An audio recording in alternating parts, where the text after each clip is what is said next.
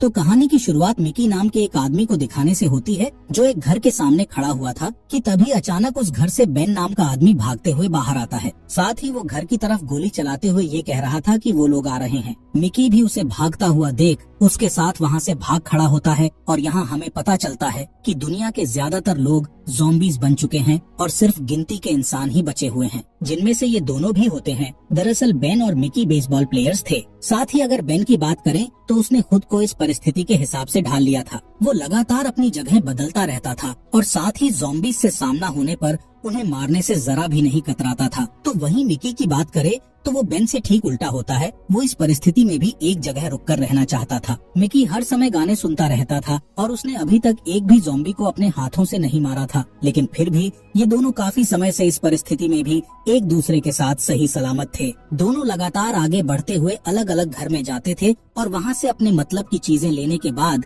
ये लोग इसी तरह अपना सफर जारी रखते हैं। इसके बाद इन दोनों को एक गाड़ी नजर आती है जिसके अंदर एक ज़ॉम्बी लड़की बैठी हुई थी। वो इन लोगों को देखकर इनकी तरफ बढ़ने लगती है, जिसे बेन बिना देरी किए मार देता है और फिर वो गाड़ी को स्टार्ट करके देखता है तो ये गाड़ी एकदम सही सलामत होती है, जिसे पाकर ये दोनों काफी खुश होते हैं क्योंकि काफी दिनों से ये लोग ऐसे ही पैदल चल रहे थे। यहाँ से मिकी के कहने पर दोनों उसकी गर्लफ्रेंड के घर जाते हैं जो शायद मर चुकी थी। मिकी उसके कमरे में जाकर अपनी गर्लफ्रेंड को काफी याद करता है। वो उसकी फोटोज देखकर उसके साथ बिताए हुए पलों को याद करते हुए फूट फूट कर रोने लगता है। तो वहीं दूसरी तरफ बेन इस घर में अपने काम की चीजें ढूंढ रहा होता है, जहाँ से उसे 2 वॉकी टॉकी, एक पेट्रोल कैन और एक चेयर मिलती है जिन्हें वो संभाल कर अपने पास रख लेता है। इसके अलावा वहाँ इन्हें टूथपेस्ट भी मिल जाता है जिससे दोनों ब्रश करते हैं क्योंकि काफी दिनों से इन्होंने ब्रश भी नहीं किया था। इसके बाद ये लोग कुछ वक्त इसी घर में गुजारने का फैसला करते हैं, जिस दौरान मिकी बेन से कहता है कि हम दोनों क्यों ना अब यहीं पर रुक जाएं। लेकिन बेन उसे मना करते हुए कहता है कि तुम्हें याद है ना कि कैसे हम दोनों एक ही घर के अंदर ज़ॉम्बीज की वजह से पूरे 3 महीने तक फंसे हुए थे,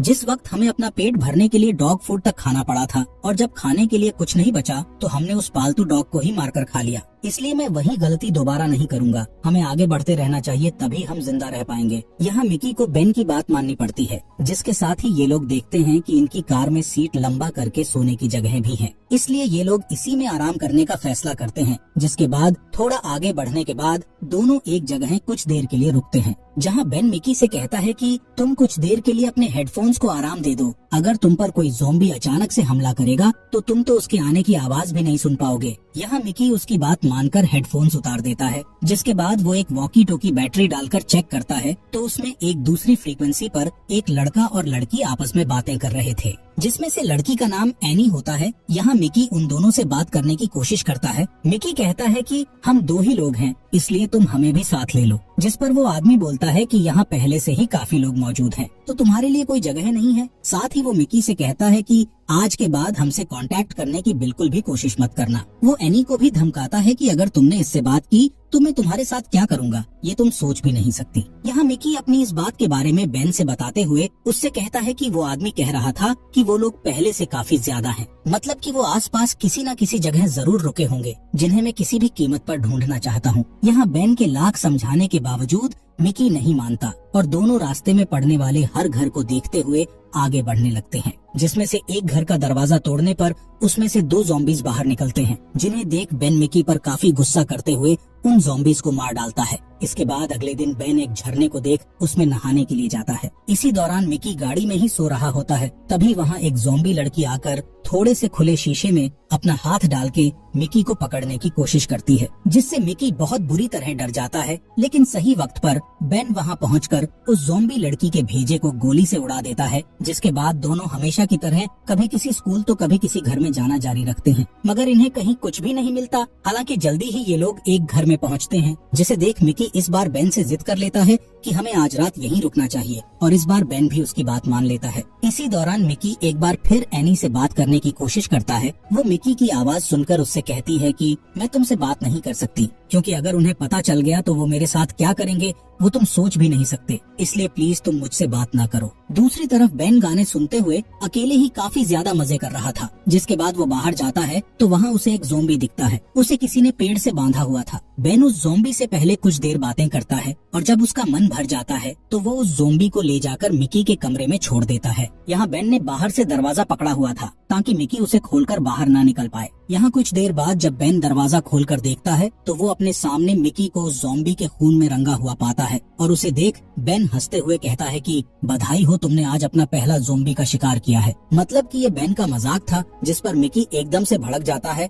और वो बेन को मारने के बाद वहाँ से रोते हुए भाग जाता है। जिसे ऐसे जाते देख बेन भी उसके पीछे जाता है, जहाँ रोते हुए मिकी उससे एनी के बारे में शेयर करता है और कहता है कि उसने मुझसे बात करने से ही मना कर दिया है। इसके बाद अगले कुछ दिन ये दोनों इसी तरह घूमते हुए गुजारते हैं, जिस दौरान एक दिन इन्हें सड़क के बीचों बीच एक गाड़ी दिखाई देती है, जिसके बोनट पर हाथ रखकर देखने पर मिकी बेन से कहता है कि ये गाड़ी अभी भी गर्म है, मतलब कि कोई इसे चला रहा था और वो यहीं कहीं आसपास होना चाहिए। यहाँ बेन पहले उस गाड़ी से पेट्रोल निकालने की कोशिश करता है पर उसमें पेट्रोल नहीं होता। बेन आवाज देते हुए पूछता है कि ये गाड़ी किसकी है, मगर उसके सवाल का कोई भी जवाब नहीं देता। लेकिन इसी बीच वहाँ हम एक आदमी को देखते हैं जिसके पास चाकू थी और वो मिकी को चाकू की नोक पर पकड़कर बेन से उसकी गाड़ी की चाबी मांगता है। जिसे ऐसा करते देख बेन उसे समझाने की कोशिश करता है कि तुम्हारी तरह हम भी इंसान हैं और अब तक ज़ोंबीज से बचे हुए हैं, इसलिए हमें साथ मिलकर इन हालातों का सामना करना चाहिए। जिस पर वो आदमी बेन को जवाब देते हुए बोलता है कि मुझे किसी पर भी भरोसा नहीं है, क्योंकि ये गलती मैं एक बार उन लोगों पर भरोसा करके कर चुका हूँ। उन्होंने मेरे साथ जानवरों से भी बदतर व्यवहार किया है, इसलिए अब मुझे किसी पर विश्वास नहीं है। तुम बस अपनी गाड़ी की चाबी मुझे दो, नहीं तो मैं तुम्हारे दोस्त को जान से मार दूंगा।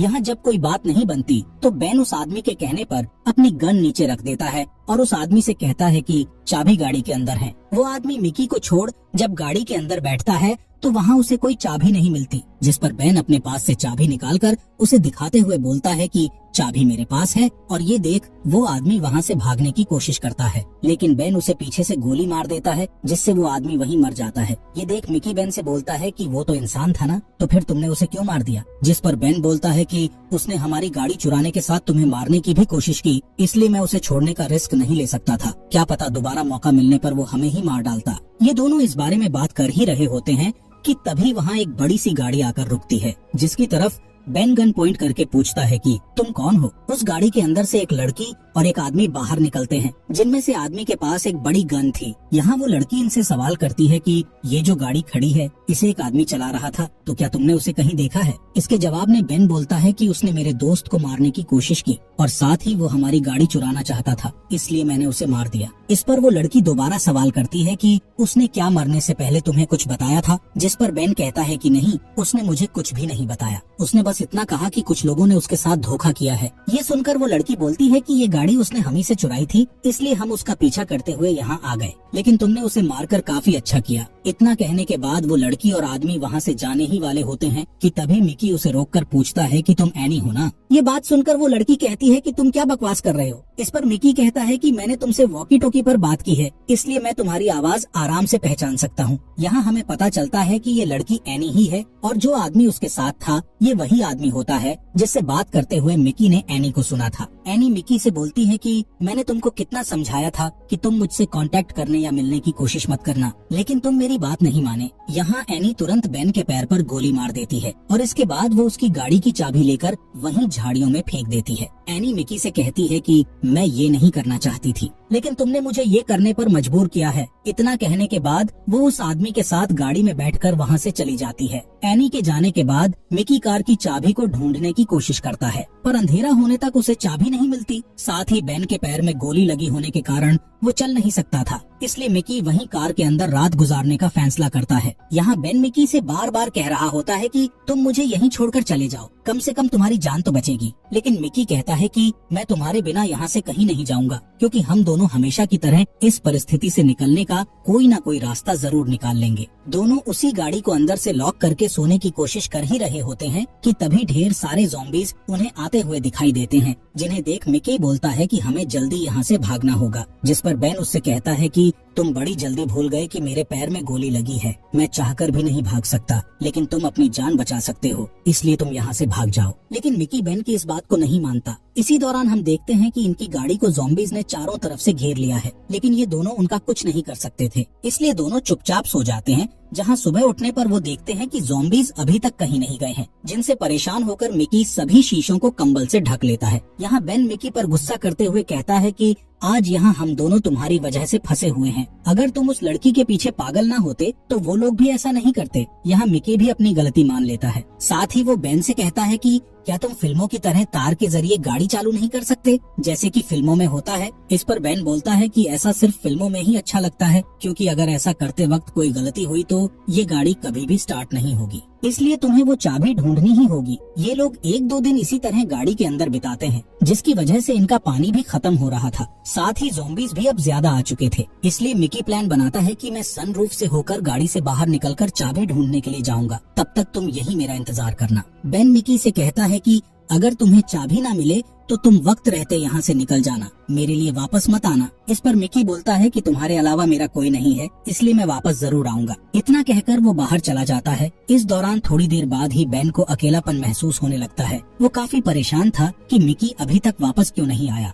लेकिन उसके इंतजार के अलावा वो और कुछ नहीं कर सकता था। काफी देर हो जाने पर यहाँ एक पल के लिए बेन को लगता है कि शायद मिकी उसे छोड़कर चला गया, लेकिन उसी दौरान बेन को मिकी की आवाज सुनाई देती है और बेन तुरंत सनरूफ को उसके लिए खोल देता है, जिसे वापस देख बेन काफी खुश होता है। बेन उससे पूछता है कि क्या तुम्हें चाबी मिल गई। इस पर मिकी रोते हुए उसे अपना हाथ दिखाता है, जिस पर ज़ॉम्बी के काटने का निशान था। ये देख बेन के पैरों के नीचे से मानो जमीन खिसक जाती है और वो अपनी गन मिकी पर पॉइंट करके उसे गाड़ी से बाहर निकलने के लिए बोलता है, मगर मिकी उससे बार बार एक ही बात बोलता है कि मेरी मदद करो। बेन यहाँ मिकी से कहता है कि मैं अपने दोस्त को ज़ॉम्बी में बदलते हुए नहीं देख सकता, इसलिए ना चाहते हुए भी मुझे तुमको मारना होगा। और इतना कहते ही वो ट्रिगर दबा देता है, जिससे मिकी की वहीं मौत हो जाती है। बेन अपने दोस्त के लिए काफी ज्यादा दुखी था और वॉकी टोकी को ऑन करके बोलता है कि एनी, मुझे पता है कि तुम मुझे सुन सकती हो और तुम्हारी वजह से आज मैंने अपने दोस्त को खो दिया, जिसके साथ मैं पिछले कई महीनों से था। इस खत्म होती दुनिया में हम दोनों ही एक दूसरे का सहारा थे। जानती हो, एक बार इसी तरह हम 3 महीनों तक एक घर के अंदर फंस गए थे। अगर मैं वहाँ से निकल सकता हूँ तो यहाँ से भी मैं बाहर निकलने की कोशिश जरूर करूंगा। अगर कोशिश में मैं कामयाब नहीं हुआ तो मैं खुद को गोली मार लूंगा, और अगर मैं कामयाब हो गया तो तुम्हारी मौत मेरे हाथों पक्की है। इसके बाद बेन पीछे के दरवाजे से किसी तरह से चुपचाप बाहर निकलने की कोशिश करता है, जिसके साथ अगले ही पल हम उसे बाहर बेसबॉल बैट के साथ देखते हैं, जहां बेन लंगड़ाते हुए चल रहा था, जिसका कई सारे ज़ॉम्बीज़ धीरे धीरे पीछा कर रहे थे। और इसी के साथ ये अमेजिंग मूवी यहीं पर खत्म हो जाती है।